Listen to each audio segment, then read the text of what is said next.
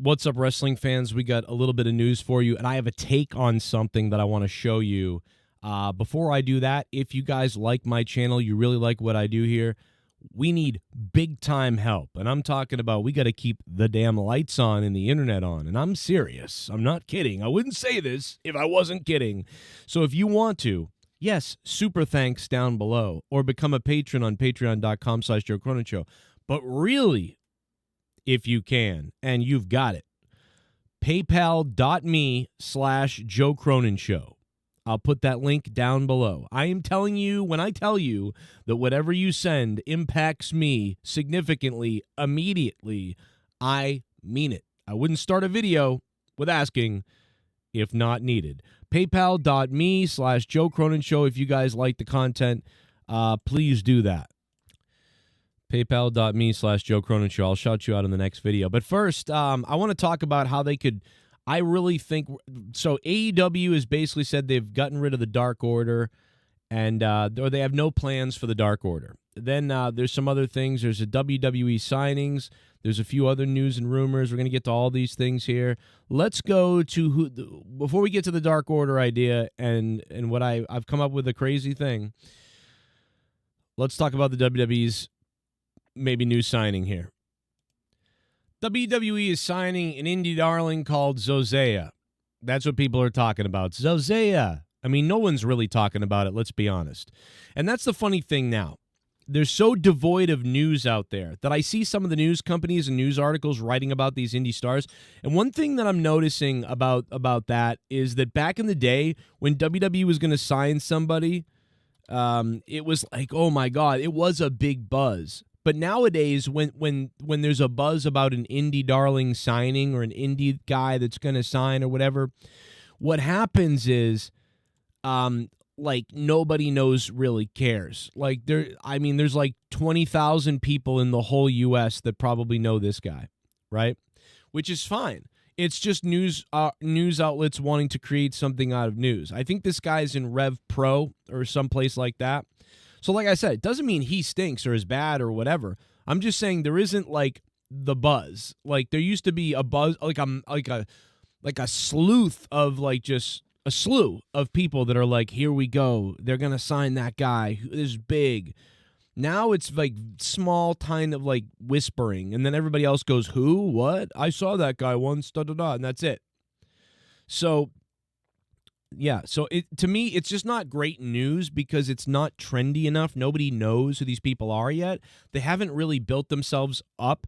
To me, an exciting indie signing is like when a guy is doing really well on his own, creating, and you're hearing about these people that aren't even signed to a major company. Like when you were hearing about the Young Bucks, when you were hearing about Ricochet and Prince Puma and like all these other people that you were hearing about back in the day leading up from years ago and whatever, it's like there was an aura already. There was a vibe already. Like, hey, I've heard this name a lot, but I never watched that stuff. But now it's not even like that. It's not even permeating that way. You're like, oh, the WWE is going to be signing this crazy indie person everybody's talking about. His name is this, and you go, I've never heard of Zoolander 1 or whatever. I've never heard of like Takagawa Zakakara I've never heard of these people. You know what I mean? And most people have not. Whereas like most people before couldn't help but hear about it. In fact, it became annoying. Like, oh, I always hear about Okada. I don't watch New Japan Pro Wrestling. I don't really know who. I couldn't really even pick out Okada. And there are some people that could pick out Okada in a lineup even though they never watched a match. And then there's some people that never seen him, don't know what he looks like at all, but they've heard Okada. But like, and I know that I just picked like one of the biggest stars in New Japan of the last 10 years, like they're John Cena. But I'm saying that there's multiple other people like that as the tiers go down. But now we're down to the point of like somebody who's only been at it for a little while and people are like, oh my God, they're signing. What a signing. Like, it's like, what are you talking about? No, but like, I mean, great prospective guy, looks good. I'm sure he's a young wrestler. Like, good, sign that person. But like people like, oh my God, like there's no one doing that. There's no one doing that but a few people somewhere and nobody else knows. So it's not as big a buzz, I think. Anyway, on to the Dark Order. I talked about this and I tweeted out a video. I really think that pending, this would all be pending, and this is, maybe I have the worst ideas ever. Maybe I'm the worst ever. Maybe this is why WWE didn't put me on commentary, not just because I'm shorter than Vic Joseph. Maybe this is why I was never hired for any writing anywhere, because my ideas are stupid and crazy. I don't know. But if I was AEW, you have the Dark Order, they're just sitting there. And in my opinion, it's an insult more to Brody Lee and everybody that this Dark Order is just lingering around for a small paycheck and the memory kind of, but it's dead right now. The Dark Order is nothing right now. And I don't like that. I either think it should be extinguished completely and just remember the good times, or at this point, bring it back and let's do something with it. Let's do something with it. I love Brody Lee. He was one of the best runs in AEW. My father died when I was 8 years old, so I understand the sensitivity of a family member dying. And my father died when I was 8. I understand.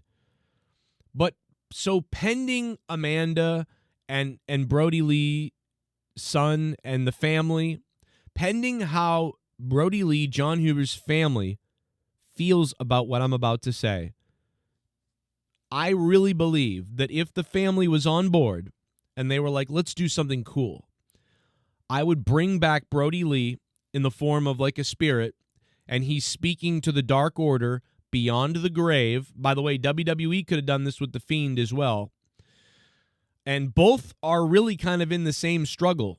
The Wyatt family is in the same struggle, and so isn't the Dark Order a little bit, but Dark Order is even like completely gone, So whatever, but you could bring the person back using AI. You can clone their voice, you can clone their image, and you could also make it like they're a superpower, and they're speaking to the Dark Order beyond. And John is like, you thought I would stay gone? Like, what I'm capable of and stuff like that. And it would be a crazy, bizarre far out type of theatrical story. But that would make the Dark Order fun, dangerous, and exciting. Maybe. It might be heavily criticized. Maybe it wouldn't play well. I don't know. But I think it would. I think it would be fun if somebody was writing it. It was good, being written really well. I would love to be part of that. I would write the hell out of that.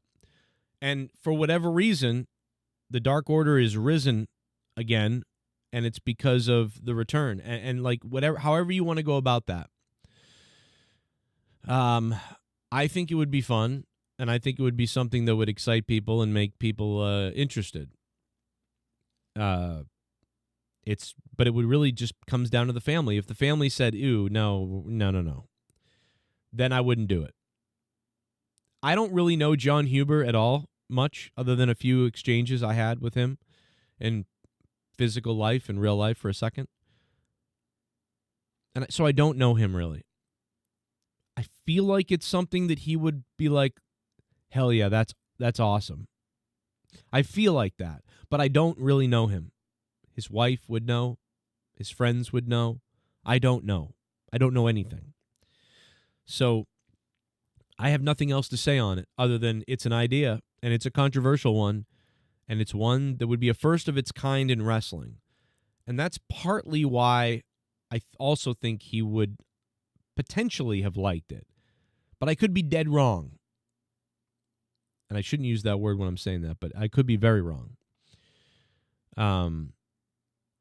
I think he would be thrilled. I think any wrestler might be thrilled to be like, well, that's cool. I mean, it's tough. Like if I was dead and it's like if I die, and my kids wanted to keep me alive by like making some silly videos using AI with me in the future. Obviously I wouldn't want them to make some AI video of me where I'm doing something really terrible or something. But like as long as they were doing silly stuff with my face, I would like that. I'd be like, I love that. I love that my kids are trying to keep me alive, and they're having fun interacting with my channel and kind of like controlling my avatar to be like, remember my dad? He would have done something stupid like this. And, then my kids are getting paid a little bit on some ad revenue, and they're remembering dad, and they're getting to kind of like interact with dad in a way. So like I'm a kind of a weirdo. I admit it. I'm a weirdo person, and I would think that was cool. Other people would think it's like perverted and weird and sick, and I can't do that. But I believe I would love it. I wouldn't be happy that I was gone and that I was dead, but I would be happy that my kids were getting to be involved or getting to see me in a way, and I was still like a creative part of the show somehow.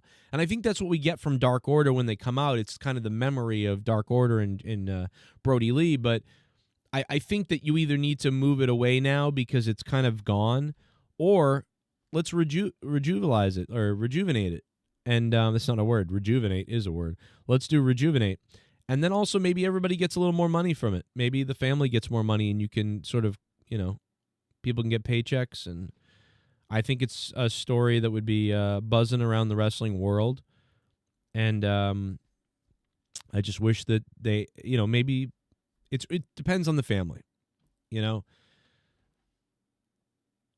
It's all up to the family. If the family doesn't want to do it, then obviously you're not doing it whatsoever.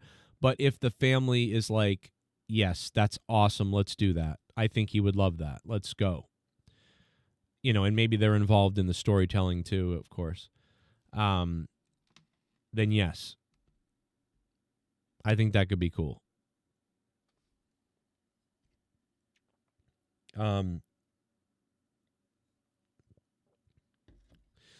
Yeah, that's really all I have to say about that.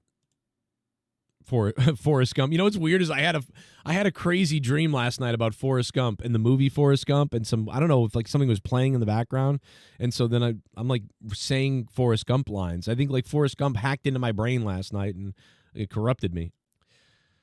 But that being said, guys, I'm going to leave you with one last thing. Besides everything I've said here, do you want Vince McMahon to return to wrestling ever? That's a question I have for you if you made it through this whole entire video.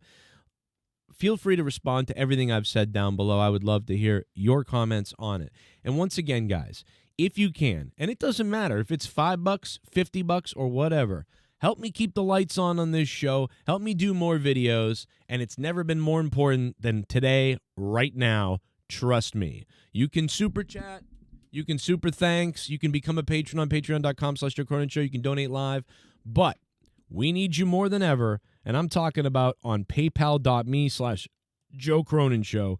You can send direct donos there and support to the channel there today, right now. And if you think $2 is not enough, it is. It all helps, okay?